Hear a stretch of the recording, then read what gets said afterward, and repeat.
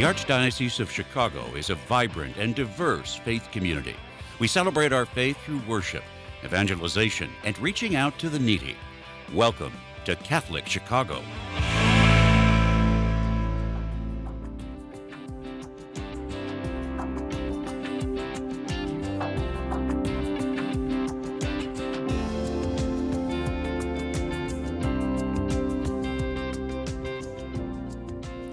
Welcome to Catholic Chicago. This is the Black Catholic Initiative radio show.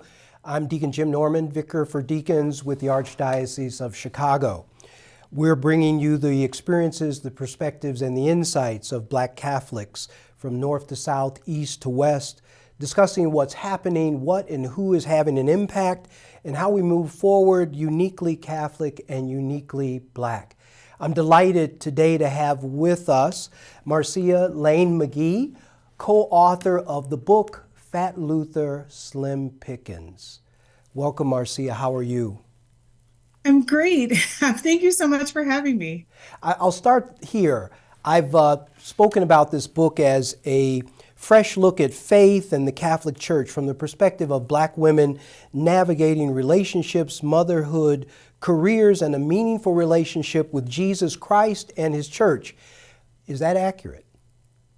Yes, actually, it's incredibly accurate. Thank you for explaining it, because I always have a different answer whenever I say what my book is about. We'll talk. So I have to use that. Okay, you're welcome to. First, I'd love for the audience to get a sense of kind of your background. Okay, great. So I grew up here in Chicago. I have a very Protestant background. I was not a cradle Catholic, which kind of separates me from my co-author. I grew up very charismatic. Both my granddaddies were preachers, so there was no excuse for me not to love Jesus very loudly. And I've kind of carried that into my Catholic faith, as I hope people who follow me on Instagram or read my book can absolutely see. And I came into the church when I was 20 years old because I was looking for a way, I guess, essentially to make my faith my own and to choose it for myself. And as a product of Archdiocese, actually, Catholic school education. This whole time I went to grade school and I went to high school at a Catholic school, and then I went to a Catholic university, that I recognized the ways that I identify with the church, that I wanted to be a larger part of the church, maybe officially. And then I joined the church in April of 2000. Now, our audience is going to want to know, where'd you go to grade school? Where'd you go to high school and university? I went to a bunch, actually. I went to St. Philip Neri, right on the south side of Chicago, for first and second grade. And then for seventh grade, I went to St. Gertrude on the north side, and St. Ignatius for eighth grade. We kind of moved around a lot, but I guess they're now Northside Catholic Academy. Okay. And for high school, I went to Regina Dominican and Wilmette. And then in college, I went to Diocese of Joliet at Benedictine University. All right. But now I'm at CTU, so it's just Catholic education all around. All around. Great. So tell me, why this book at this time? What caused you to write this book? You and Shannon Smith, your co-author. So Shannon and I have a podcast called Plaid Skirts and Basic Black, where we essentially, the book kind of started how the podcast started. So Shannon Schmidt, who's the co-author of my book, and I talked every day just about everything. We talked about Black culture, pop culture, Catholic culture, and kind of the intersectionality of all of those things. And we liked hearing ourselves talk so much. We're like, we should just make a podcast. No one's going to listen. And as we grew in our podcast and podcasting abilities, we learned that there are a lot of topics that people want to know more about. And when Ave Maria Press, our editor at Ave Maria Press kind of reached out and was like, we like your podcast. Do you think this is something that you can develop into a book? And we love the church and we love being Catholic, but we also love who we are and how we represent our faith. And we very much were like, yes, we can absolutely make this into a book. There are so many more things that we can share and so many nuanced things that we can share that sometimes a general topic on our podcast doesn't always cover. And the book was kind of born out of our excitement for Black culture, Catholic culture, and pop culture, and putting that on the page. So that does explain the tone of this book, which I hope the audience will pick it up. We've shown the book a couple of times, and we'll share later how they can pick it up at a discount. That does explain then the very conversational nature. Reading the book, it's like I'm sitting down with these two authors, and they're sharing their experiences of the faith as we move through the liturgical year. So just what's wonderful. Now, the title. How did you come up with the title, Fat Luther, Slim Pickins? Well, here's the thing. What happened was on our podcast, because we would not have a book without a podcast. We wouldn't have a podcast without our friendship. And we were talking about it was our second year of doing our favorite Blackity Black Christmas songs. And we talked about the Luther Vandross song every year, every Christmas. And that was one of mine. And I was like, oh, I love this song. I know this is controversial because it's a skinny Luther song. Like, it was a throwaway comment. I was like, because everyone knows that Fat Luther is the superior Luther. And then I kept going on. And someone was listening to our podcast, an editor at Ave Maria Press. And she was like, I've never understood that before, but you're absolutely right.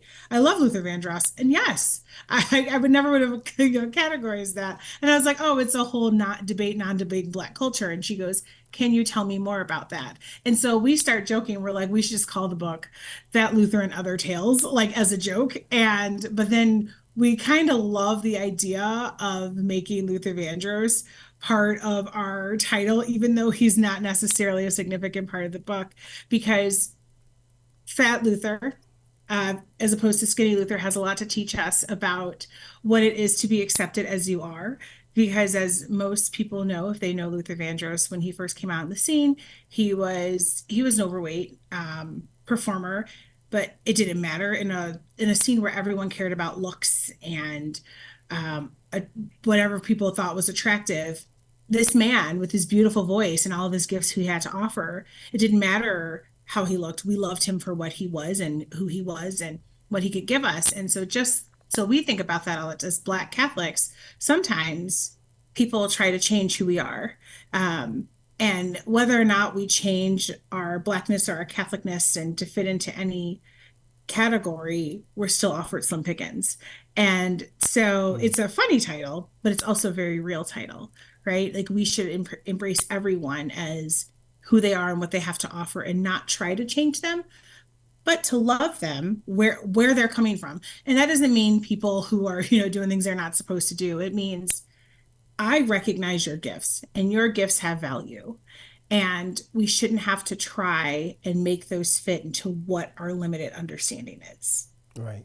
I think it's a fantastic title. It certainly attracts one to the book. It also is a conversation, as you portray it in the book, that has happened or will happen in many at family gatherings of African Americans. And the notion is, whichever side of the debate you end up on, there's clearly a love for this artist, his gifts and talents. As you then absolutely translated that to, no matter how a Black Catholic may exhibit his faith, there is a love for the faith that is enduring, right? And is to be accepted. And even that conversation, the notion there's a bonding. And I think that same thing is happening, at least for me, as I read your book. There's a bonding to the essence of Catholicism that sometimes might get lost in the trappings of the religion. And maybe that leads me kind of to that first chapter. I love for the audience to get a sense in that first chapter, what you call, and I'm going to try to pronounce this the right way, janky liturgical, preserving our culture and sanity in Advent. So tell us what you mean by janky liturgical. Okay, so it's so funny because my co-author Shannon, this was her baby, and I was right along with it.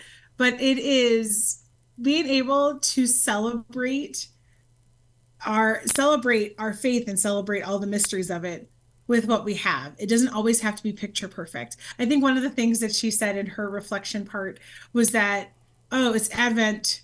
I don't know where the pink candle went, but there's a crayon, right? Like where it's like, we're still celebrating and we're still excited about what is going on, even though it doesn't look picture perfect, right? A lot of people are hung up on how things look and the appearance of our celebrations, and recognizing that it is okay if what you don't have, you don't think it's good enough, right? Like I feel like, grace fills in some gaps. And we have to recognize that even with our janky liturgical celebrations, I don't have a lot of, not growing up Catholic, I don't have a lot of celebrations in that way as well, or either. And I think a lot of my liturgical celebrations are real janky. As a single woman with no kids who doesn't have to share with my kids the faith, I'm like, oh yeah, this is a thing that's happening. I should probably celebrate that or experience that in some way. But I know what I'm doing is enough, even if I don't have, a Jesse tree or an Advent wreath or all the other accoutrements of what people will consider peak liturgical living.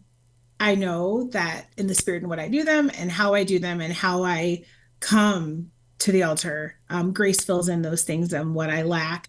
And it's really good, this chapter, because this was all Shannon, it made me recognize that in other people, because there are other things that I think of where I'm like, oh, how come all the families with kids come in late? Like it allowed me to say, you know what, they've got stuff going on and they're here. It might look janky, but man, get into mass 10 minutes late was 10 minutes earlier than I got last week, right? And so just kind of recognizing that and recognizing the grace and the sufficiency in grace and in our actions at times is really important. I think that's a really important part of janky liturgical. As fun as it sounds, there's a deeper meaning to that, and it's really beautiful. And it allows us to give grace to others. I think in the book you referenced that Shannon makes the point is, so your Advent wreath was made out of 4 birthday candles or 5 that you found in your drawer.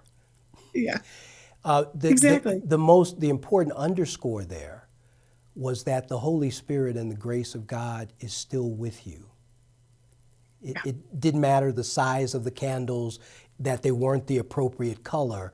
It was the intention that you bring with that to celebrate. So I think that's what made it powerful. So behind these very, what I'd say, contemporary examples, and what appear to be failings, you both do a wonderful job of getting to the essence of the faith, which is accessible to us all.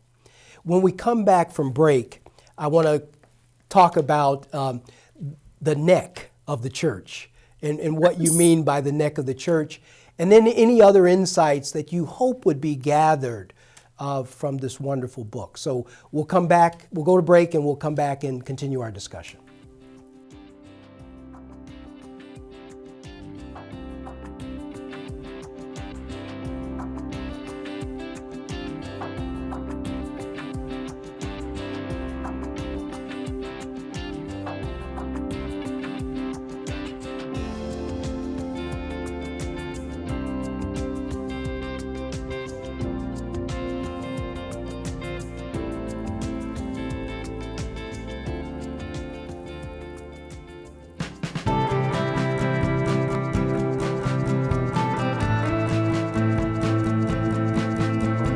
People always say, how can you spend your day with 3-year-olds? Seeing the changes that they go through and just the journey and how they grow, this is a very rewarding job.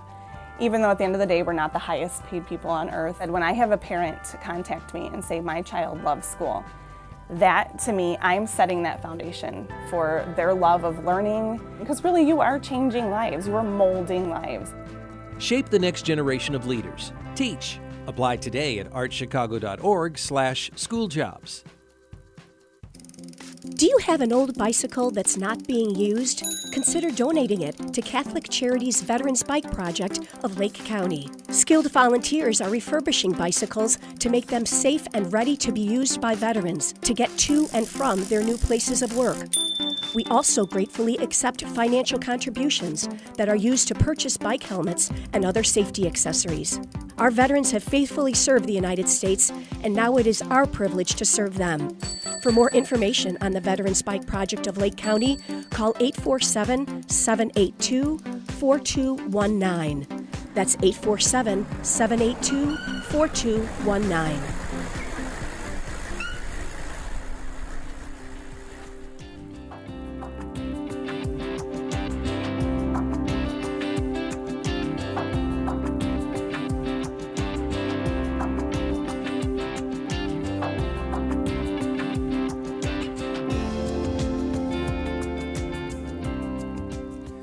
Welcome back to Catholic Chicago. This is Deacon Jim Norman, Black Catholic Initiative radio show. I'm here today with Marcia Lane McGhee, co-author of Fat Luther, Slim Pickins. Welcome back. Thank you. I wanted to ask you about the last chapter of the book, The Neck of the Church. Can you tell us what that means? What were you trying to get to with that chapter, and what were we trying to express to the reader? Yes. So all of us listening here have a head, right? Which is important. And something that's really great, even if it's for aesthetics, our heads have a neck. Like, we need a neck, right? Because we look really weird if we didn't. And something that I think that I've learned a lot as being a woman in the church who has worked for the church is that, and we talked about this in our podcast as well, is that we may not be the head of the church, right? We may not have all of the authority, but we can be the neck, right? We do have power, whether it's not, we have power with our words and our actions and how we serve the church and how we influence the head, right? So there's this movie called My Big Fat Greek Wedding, which Shannon and I, it's our friendship movie. Like, we quote it all the time. And there is a scene where the daughter is upset that the dad didn't let her do something, and the mom is like, listen, the man is the head of the household, but the woman is the neck, and she can turn the head and tell it where to go. And I love that line, especially as being a woman, a Black woman who is in the church and working towards, more unity in the church, that I recognize that all of us, all of the people of God, like, though we're not priests, though we're not in authority, that we still have that power to turn the head in the way, not in the way that we want it to go, because we're not running anything, but in the way that we recognize that we have a voice, that our actions have meaning, that we can share what we need and hopefully are listened to. There are so many ways that we can be the neck, right? And that's joining, like being a part of the church and, joining parish council and having a say and making sure that we're heard, making sure that all demographics are being listened to, making sure that needs are being met outside of our own, because we do have that influence, right? We do have that influence with our pastors. We have that influence with our church overall, like all the synod talks, right? Those are ways that we can be the neck, when we can share, this is where we're coming from and this is what we need. And I think that is incredibly important, because if your neck goes out, you can't turn your head, right? You have a very limited view. If you don't take care of your neck, listen to your neck, not to be a 90s kid, but, protect your neck, you can't turn where you need to go, right? You can only see forward or only can see what's right in front of you. And it's really important to enact your duties as the neck, as it were, to be that voice, to make sure that you're heard, to make sure to guide the head sometimes, because the people that have authority in the church don't have all perspectives. And so we're the ones that help them see it and help them turn which way they should go. Yeah, I love that. Very powerful. So as a deacon, I'm always talking about by baptism, priest, prophet, king, or queen. Maybe I should be saying neck now. That there is that there is a responsibility that we each have, regardless to where we are in the hierarchy of the church, but a responsibility to engage and a responsibility to cause focus of the larger church toward those issues and those people that need attention. Is there a place in the book that's special to you, a topic that's special to you in this book? Gosh, every time I think this changes every single time that people ask me because it's been 2 years. Well, it's really been almost 2.5 years since we wrote this book. And I think the part that right now is what I are the part in the first, well, in the introduction, when I don't know if I'm a Christian or not. Mm. And when the girl in school, she's like, "Are you even Christian?" Because I wasn't Catholic, and so she didn't understand what that was. And I had to ask my grandmother if I was Christian. And lately, a lot, not that I mean, I'm fully aware that I am Christian. I know that, but I think about the parts in the book where I'm gaining wisdom and understanding from the women in my family that I talk about. So definitely the part where in that conversation with my grandmother, because that is so vivid in my mind, and being able to share that is really important. And also helping other people. And that's a huge part of my ministry as a pastoral minister is recognizing other people's faith, even though it's different than my own. And that's where I'm coming from. And then the chapter where we talk about baptism is also incredibly important to me because when it's about taking care of yourself and taking care of the promises that you've made. And in the story I shared about that there were hiccups with that I learned about when I came into the church about my baptism, where I struggled. And I think about that a lot where once again it was that grace that I had, right? Where I didn't know if I could even be Catholic anymore because my baptism was messed up. And maybe, that was my out because we were going through a lot of turmoil in the church. And as things arise and as things come up, I it's really good to reflect on that time and realize that this is absolutely the place where I need to be and absolutely the place where I am needed and wanted. Well, definitely needed, not always wanted. As far as my voice goes, sometimes the neck is a little too necking, just saying. But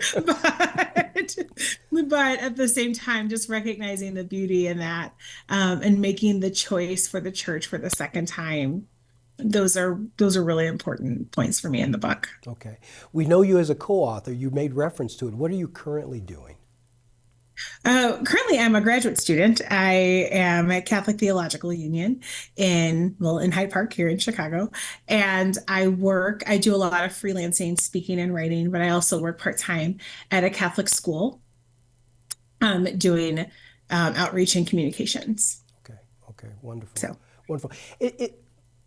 I guess you've had the reactions from your book from those who've read it, those who've heard you speak. What is it you hope the reader will take from your book? And I guess how much of that has come across? Well, one thing that I really hope that they take from it is that I don't want people to say, "Oh, this book is a bridge builder," because it's not, right? What I want people to take away from it are tools to build their own bridge. I think that a lot of the things that we say in our book and a lot of the things that we share can be applied to so many situations, right? There isn't a situation in this world where we don't need to extend grace, that we don't need to offer understanding or at least attempt at understanding, that we don't need to listen to other perspectives than our own. I I really would like people to take away from this book that they can apply this to certain aspects of their lives and work to build their own bridges, right? Maybe the person reading our book, maybe someone pick up our book and say, well, I don't need to read this because I have really good relationships with people of other cultures, right? I mean, even though that's not exactly true, no matter where you come from, because we can't know everything. But if you think that you know, maybe you don't. Maybe you need a little bit more help to build a bridge between something else that you don't understand or don't know about or even dislike. And I think people have picked that up from our book that it's about offering tools and offering perspective. Our very first review, which I loved our very first review. It was a 4-star review, even though we would love a 5-star review. It was a 4-star review from a white atheist man who said, "This is a good book. I really enjoy reading this." And it offered him some perspective. And I just thought that was really beautiful. And it helped us realize that we pulled it off. We made a Black Catholic book that is for everybody. And because that was, I'm like, that's the best review. It was our first review and the best review, even though, I really do appreciate those 5-star ones. But when he said that, I was so grateful that he got it, right? It's just written from our perspective as Black Catholic women. Well, I was going to say, coming from a white atheist, a 4-star rating, I guess if you apply the curve, that's 5 stars. Yes, absolutely. So Yeah.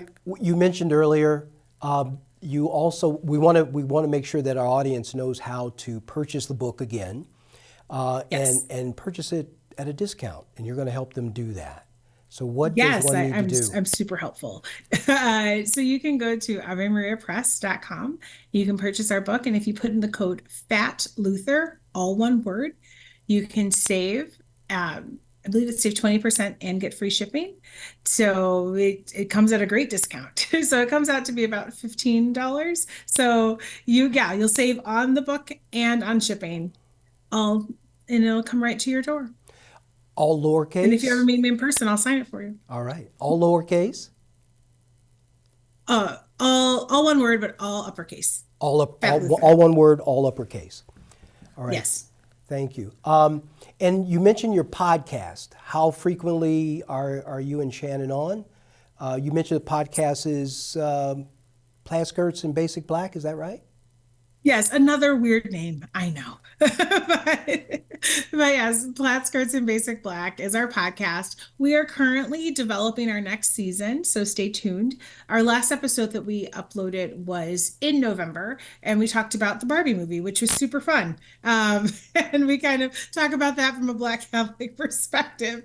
We can make anything come from a Black Catholic perspective because we are, but we do this thing that we joke about making a Catholic. It'll be a non-Catholic topic, but then we're like, but the church teaches, and then we're like, well, we made a Catholic. So I hope everyone enjoys it. Wonderful. Listen, thank you for being with us today. It's really been delightful. I encourage the listening audience to go out and pick up the book, Fat Luther, Slim Pickins. You put in the code Fat Luther, all caps, you'll get a discount on the book, and to look for Shannon and Marcia and their podcasts, Plaid Skirts, Black. Plaid Skirts and Basic Black. Basic Black, Plaid Skirts and Basic Black. Yes. And you can engage in conversation with them on that podcast, and that would really be wonderful. Thank you for being with us today. We wish you all the best as you complete your graduate education at CTU, and we look forward to the next book. Yes, so do I. I'll let you know when it happens. All right. Thank you. God bless. Thank you for being here on Black Catholic Initiative Radio.